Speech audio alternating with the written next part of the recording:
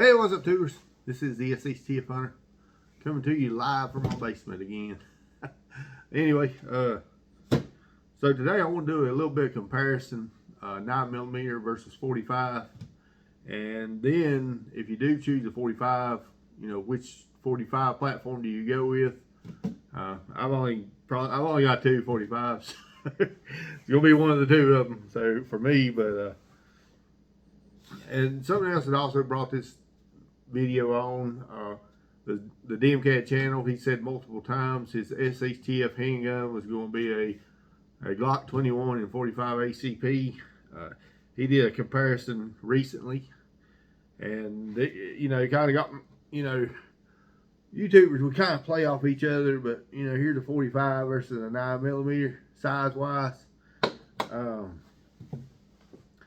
talk about the cost of a 9mm versus 45 ACP. Now, I know used to 40 Smith & Wesson was a big cartridge with a lot of police agencies, and I think a lot of those police agencies that went back to 9mm because of all the advancements in ammo technology. And you know, there's nothing wrong with a 40 Smith & Wesson. I don't even, when I go to like Rural King, I'm always doing price comparisons of different ammunitions. Like I'm not even sure what a 40 Smith & Wesson looks, you know, cost wise. I don't even look for them. I've got like two barrels for a Glock, two different Glocks, but I don't use 40 Smith & Wesson. But anyway, so I think about 100. I'm just going to go off of Plinking ammo, which full metal jacket. So 145 ACPs is going to cost you roughly about $50. That's Plinking ammo. So 100 rounds for $50, 45 ACP, 50 cents a piece. Not terrible compared to rifle cartridges. All right, so in the little bit of 9mm, you get 100 of these for like, I want to say $27 at the cheapest. So that's like, I guess about 27 cents a round. You know, so when it comes to stockpiling ammunition, you're definitely going to be able to stockpile more 9mm than 45. All right, let's talk about you know, which one. You know, everybody wants to talk about knockdown power or whatever. The truth is, pistols don't have a whole lot of energy transfer when they hit, you know, a target. But what I like to say and go by, I like to go by the size of the hole. You know, the bullet that's going to make the biggest hole is definitely going to be the 45. If it makes a bigger hole for, you know, a target to bleed out. So, you know, the energy may not be that great, but it's leaving a big hole, you know. So when it comes to energy, the 45 definitely got, you know, it's got more energy than 9mm. It's going to leave a bigger hole for the whatever you're shooting at to bleed out. I've finished off a couple of deers with a 45. One of them was I don't know how much life it had left in it, but I shot it behind the front shoulder. When I skinned it out, it was pretty good sized wound cavity, as far as like you could see where it was kind of bruised where the big 45 hit it, and it kind of made a bruise about like that on the side behind the front shoulder. So the 45 ACP,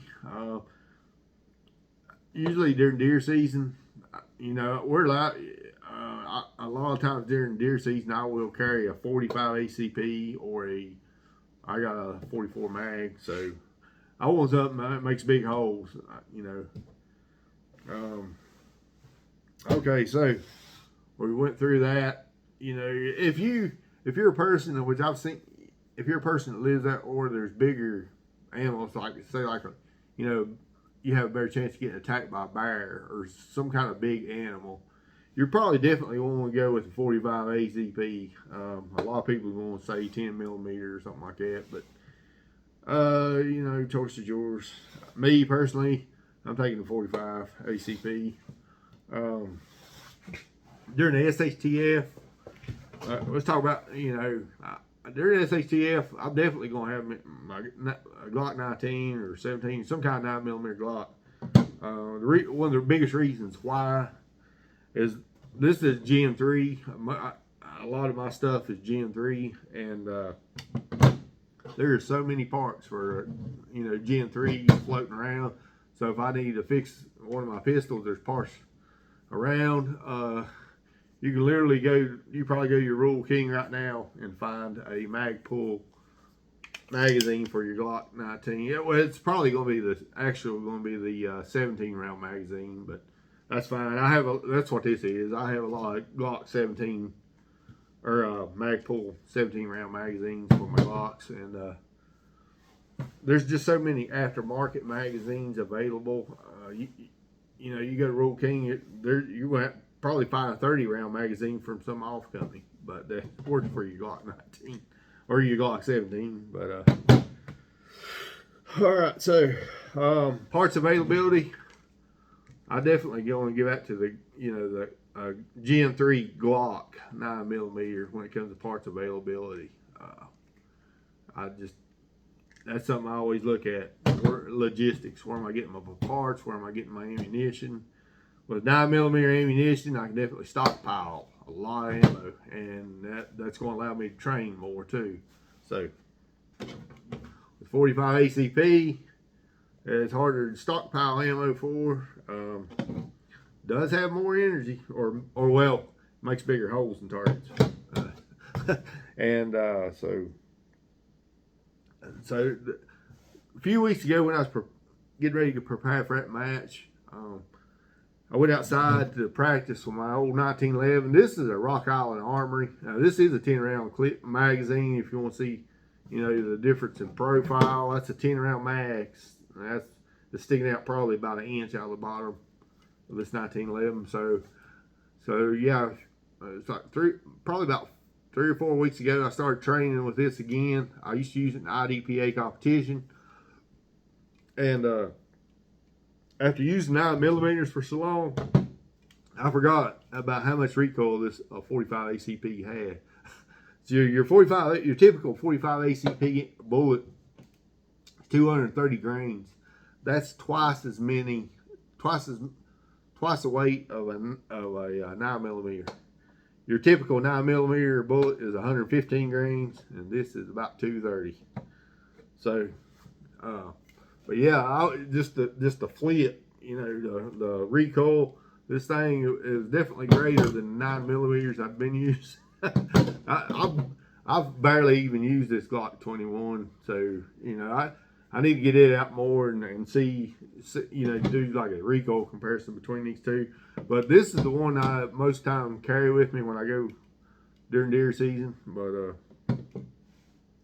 and one of the reasons I do, I mean, we have black bears, and a guy was actually mauled by a black bear probably about 2 or 3 years ago. He was climbing out a tree stand, and there was some cubs close to his tree stand. He didn't see the mama, and he climbed out a tree stand, and he got on about the second landed tree stand, and the mama come out of nowhere and just grabbed him by the leg. And they say it took a big chunk out of the calf of his leg. So yeah, it wasn't really, you know, I guess he could have. I don't know what to do, and I would have done in that situation. The guy wanted to go home. He didn't see the mama. He tried to climb out a tree stand, and he got mauled. He did survive. He just, you know, he missed a chunk out of his calf. But so let's go over parts availability for these two handguns.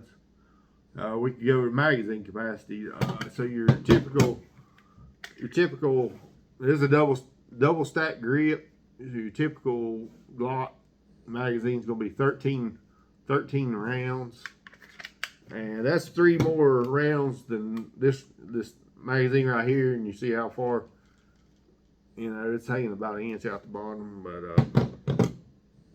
you know, you like what you like. But so this is definitely, if you're a person that's got bigger hands, this is going to work better probably, or well, maybe not better, but this will be comfortable with somebody with bigger hands. If you got smaller hands, your 1911 is going to be more comfortable. I don't know if you can tell, but the profile, so the 1911's probably definitely got the slimmer profile. And sometimes it might even look a little longer, I guess. It's harder than the Glock 21, but something else I wanted to say, and I probably need more clarification. I need to go practice this, but so on the Iron Sights Only match, I had a target was almost 100. I think it was about 100 yards away, and I don't know how much a 45 ACP drops at that range. I'm guessing a 45 ACP drops more than a 9mm at 100 yards, but so I had to shoot. I had to hit 4 targets. I had hit each one 2 times. So I hit all the closer ones, and then I got back to the 100-yard target. I think the first round or two I hit it. I hit the we're shooting a steel target, so I hit it, and then I think I finished the rest of the magazine trying to hit the 100-yard target with my second round. I think I changed a magazine. I don't know if it was an 8-round or what. And I emptied that magazine, still never hit the 100-yard target. And I had a third mag, and I was like, I could fire this whole third magazine, still miss, or I could just, do a failure to finish. So I chose to do a failure to finish, because I could have shot, the whole third magazine, got a failure to finish, and then added another 30 seconds to my time. So I chose not to fire the last magazine, but anyway, I'm not the greatest pistolero there is, but so yeah, so I don't know when it comes to what 45 to use, which platform. You may not even want a Glock or a 1911. I know there's other 45s out there. These seem like the most popular. With the 1911, there's a lot of parts around for 1911s. If you go about any gun store, you're probably gonna find a 1911 magazine. Now, when it comes to Glock 21 mags, I really don't see a lot of magazines for Glock 21. I don't see a whole lot of any accessories for Glock 21. And anyway. So the choice is yours, for SHTF. Do you go with 9, 45? If you do go with a 45, do you go with a Glock? Or you go with 1911 or something completely different? I know there's HKs and probably Smith & Wesson and all kinds of other stuff out there. But all right, this is the SHTF Hunter. Leave your comments down below what you would use. I'm out.